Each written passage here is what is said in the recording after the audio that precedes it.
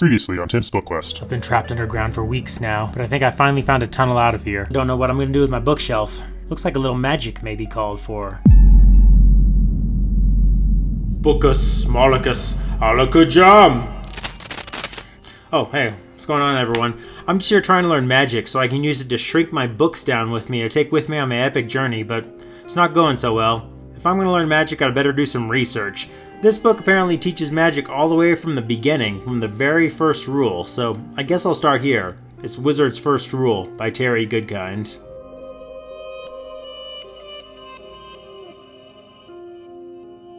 Well, I didn't learn a lot of magic. Actually, the book isn't even primarily about wizards, kind of false advertising there. But since I read it, I might as well talk about it. Wizard's First Rule, published in 1994 and written by the late Terry Goodkind, is the first book of the Sword of Truth series, one of those endless fantasy series where just even looking at a list of all the books is exhausting. The book concerns an eventful few months in the life of one Richard Cypher, a young but oh-so-studly woods guide who finds he is the legendary Chosen One called the Seeker, before being handed a magical sword by an old wizard, and setting off on an adventure with a magical babe into magical lands ruled by evil to defeat the Dark Lord. Before said Dark Lord uses a magical MacGuffin to enslave and or destroy the world. So we're not exactly breaking the bank as far as originality goes here.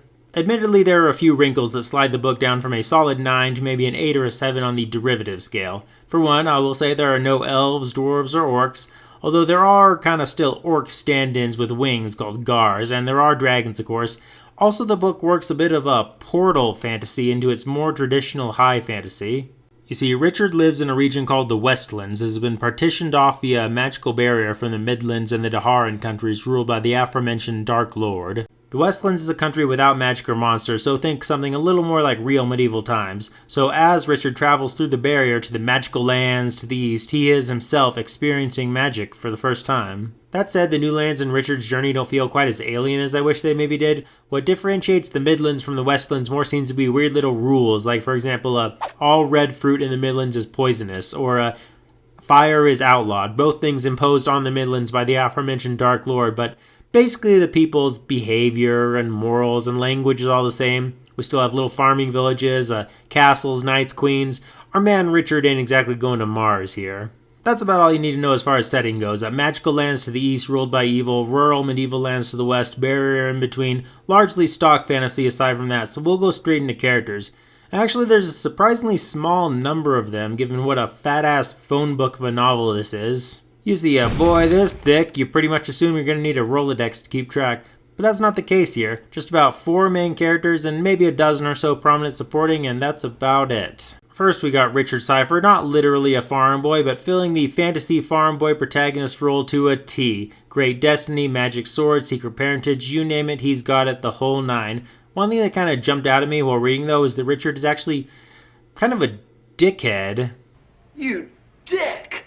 The book is always on and on about the anger rising up in him, amending his dialogue with the angrily adverb, describing him glaring at people who have the temerity to speak in his presence.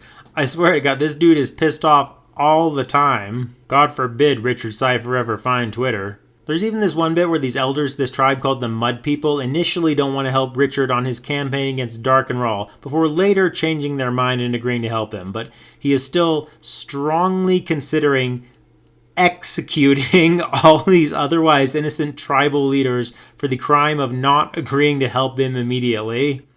He doesn't ultimately go through with it, but it's clear from our glimpse into Richard's mind from the prose that he is strongly considering going on a literal murdering rampage against anyone who defies him. Our hero, Richard Cypher. I'm curious what Goodkind was going for here. Like, is this supposed to be kind of an edgy, dark, anti-hero protagonist, or is this just a morally weird book? To be clear, I'm all in on a dark anti-hero protagonist. Pretty much my favorite TV drama of all time is 24. So a protagonist doing horrible things and losing his soul on the path to what he sees as a greater good, I'm right there with you. It's just that the marriage of these elements to an otherwise kind of initially naive, aw shucks woods guide it's a strange one. There's also this backstory where Richard already knows all the knowledge of the so-called Book of Counted Shadows, basically the instruction manual for the magical MacGuffins that have the power to enslave and or destroy the world. Straight from page 1, as his father stole the book and made him learn it before the action of the novel, which kind of further undermines Richard as the everyman sort of underdog protagonist, because he's already deep in the thick of it, whether he knows it or not, straight from the beginning.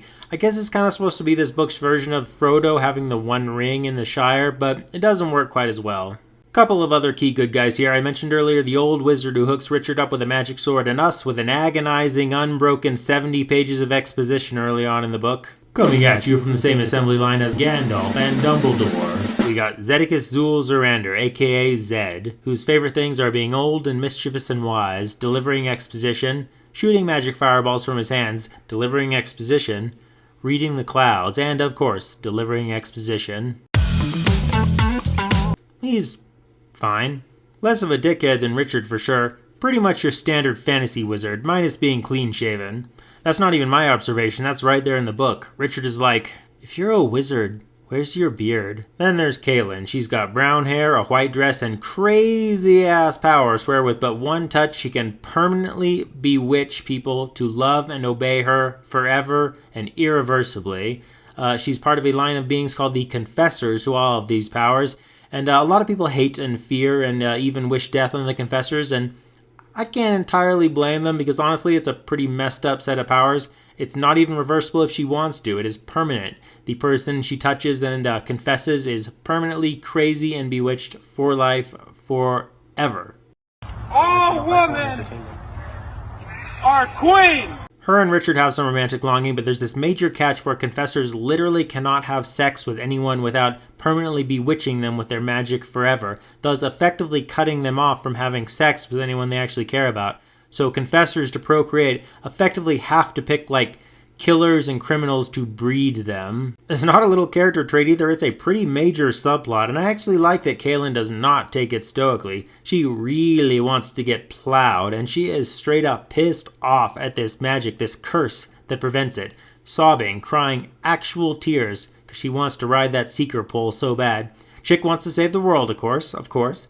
But her secondary motivation in this novel is straight up to get her nut. And you know, I like that, because it's actually pretty human and relatable stakes, isn't it? And of course, Kaylin is also less of a dickhead than Richard. And then our one major character who is more of a dickhead than Richard, we got Darken Rahl, ruler of the Eastern countries, but ask him in a job interview where he sees himself in 10 years and it's as ruler of the goddamn world. Favorite hobbies include pulling people's entrails out where they're still alive so he can read them, burning children alive to fuel his blood magic, you know, a little rape, a little torture, a little murder, burning, pillaging, real eclectic set of interests. Now, to us, the reader, there's no twist in any of this. Darken Rahl is presented as such totally upfront, but in universe, he's actually described as many in his kingdoms look up to him as a handsome, warm, fatherly figure, a being of love and worship and respect.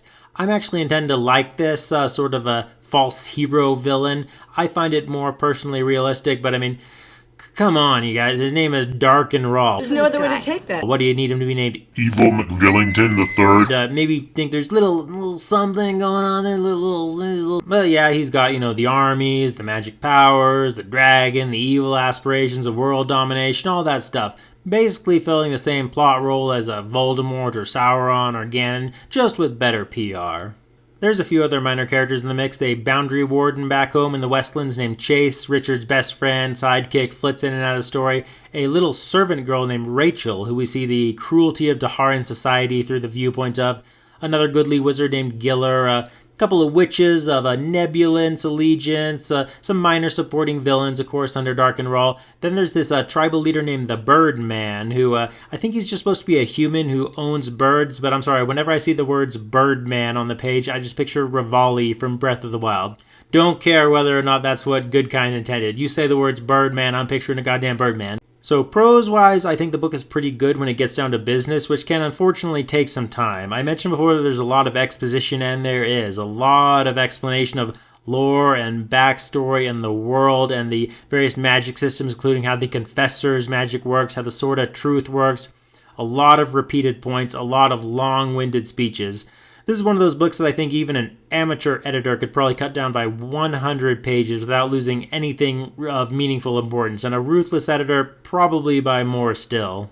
But that said, once you get past all that, I like how it's written well enough. There's a good travelogue feel to it. Some pretty good action scenes too, although I should say I wouldn't even define it as an action book as much as some of the recent ones I've read. There are fights, there are chase sequences, but the book isn't like dense with them like every 10 or 20 pages. There's certainly breathing room. Maybe a little too much breathing room at points, if I'm being honest, as I just mentioned. Before I let you all go and get back to trying to learn magic, I guess I should acknowledge a couple of Oliphants in the room when it comes to this book. First off, there's this really, and I mean really long torture sequence, about in the third quarter or so of the book that lasts some 80 pages of Richard just being brutalized by these chicks called the Mord Sith, with their magical torture wands called agiles that cause infinite pain with the slightest touch. Just elaborate and endless descriptions of Richard being tortured up and down every square inch of his body with the agiles day after day, in his armpits, in his ears, till he's bleeding everywhere, covered in welts, whimpering and begging and crying, and before being hung by his arms in chains from the ceiling all night, before doing the same thing again, and the next day, and the next day, and the next day. I've heard this criticized both for its obvious sadism and for also being maybe some sort of weird author fetish BDSM thing, as the chick Denna who's torturing Richard is specifically described as being this mega babe in skin-tight leather, and yeah, I think maybe that's probably part of it.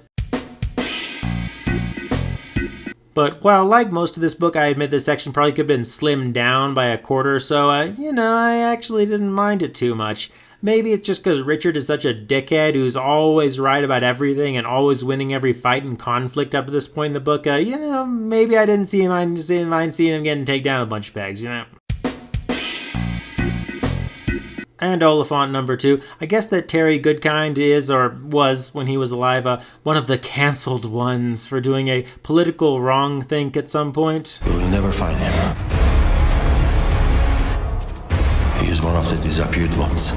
I don't really know or give a rat's ass about the details, and even if I did know, I doubt that I would care, because I'm not autistic. Though, in all fairness, I should acknowledge that there is a little bit of politisburging within the book itself. Not a ton, just a little bit of a Darken Rahl and some of his cronies being fantasy communist allegories, who are all like, "These selfish commoners believe that the people and not the state should benefit from the fruits of their labor." And it's cringy, just like all ham-fisted real-life political allegory and genre fiction is cringy. But that said, the politisburging is still far, far less prominent here than in, 90% of all network television episodes made in the last half-decade. So I can more or less overlook it. That said, I have heard that the politisburging in future Sword of Truth books gets way worse and way more prominent. And I don't just mean I heard that today. I mean I was hearing this on fantasy book forums 20 years ago when people were way less insane about canceling all the wrong thinkers. So I have to assume there's probably some truth to it. But that said, I can't judge the theories based on what may be in future books I haven't read yet. I can only judge it based on what's in these pages. And based on that, I judge it to be moderately entertaining, if a bit generic and certainly long-winded. Wizard's First Rule actually does have a screen adaptation. Not big screen, but small. Getting in on the fantasy book to TV show adaptation just before Game of Thrones with Legend of the Seeker, which ran from 2008 to 2010. Well, adaptation. I actually watched it at the time because I was ravenous for on-screen fantasy, and I don't know if it's really an adaptation so much as inspired by Wizard's First Rule. It uses the same core characters and world building, but spins off wildly in its own direction in terms of plot, using the Sword of Truth lore more to fuel a series of kind of Hercules the Legendary Journeys or Xena Warrior Princess-esque series of standalone weekly adventures, with Richard, Kaelin, and Zedd running through forests and liberating villages from Darken Rahl's henchmen. I kind of liked it back in the day when I watched it, but I totally understand how hardcore fans of the book could have found it infuriating. That said, I did like Bridget Regan as Kaelin, and especially Bruce Spence as Zedd, though Craig Corner was a bit on the boyish side as Richard. Watchable enough, hardly a classic TV show. And with that, I think it's time for me to get back to trying to learn magic and shrink all these books down. The beasts of the underground may come for me at any time, so there is not a moment to waste. I'll talk to y'all again real soon, and